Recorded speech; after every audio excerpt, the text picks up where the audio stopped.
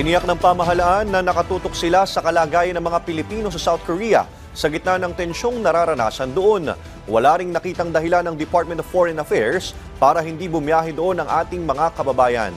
Si Alvin Baltazar ng Radyo Pilipinas sa Balitang Pambansa Live. Magandang umaga. May protective measures na nakalatag ang ating pamahalaan para sa ating mga kababayan na naroroon sa South Korea. At yan ay kasunod ng naganap na political tension na humantong pa nga sa pagdedeklara ng batas militar. Sinabi ni Foreign Affairs Undersecretary Eduardo De Vega na bukod sa Embahada ng Pilipinas ay kumikilos din ang labor attaché ng Department of Migrant Workers upang matiyak na nasa maayos ang mga Pilipino doon.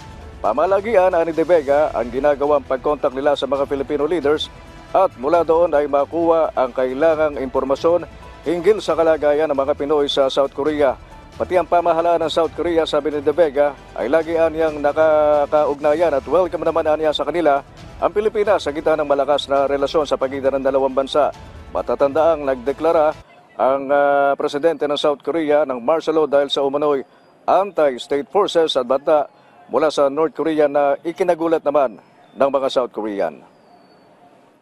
Nandun yung labor attaché ng Department of Migrant Workers, yung DMW, palaging kinokontak yung mga Filipino leaders para makuha yung kanilang data, datos kung kamusta naman yung mga Pilipino, kung walang problema. At kahit may naganap na political tension ay hindi naman ipinapayo ng DFA sa mga biyaherong Pinoy na huwag munang bumisita sa South Korea. Hindi naman nila sinasabing huwag magtungo doon, subalit kailangan naman maunawaan ang ating mga kababayang babiyahe pa din sa South Korea na maaaring may mangyari anuman sandali.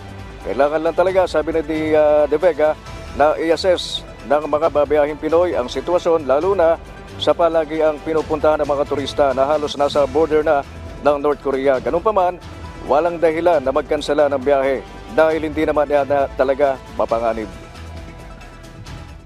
Pero walang dahilan na kanselahin yung trip. Hindi naman mapanganib. Pero hindi ninyo na parang may tension. At base sa tala ng DFA, nasa may 78,000 na mga Pilipino mayroon sa South Korea. Karamihan ay nagtatrabaho bilang mga plant at machine operators, assemblers, at ang iba naman ay managers. Nagulat mula dito sa Palasyo ng Malacanang, ako naman si Alvin Baltazar ng Radyo Pilipinas para sa Balitang Pambansa. Maraming salamat, Alvin Baltazar.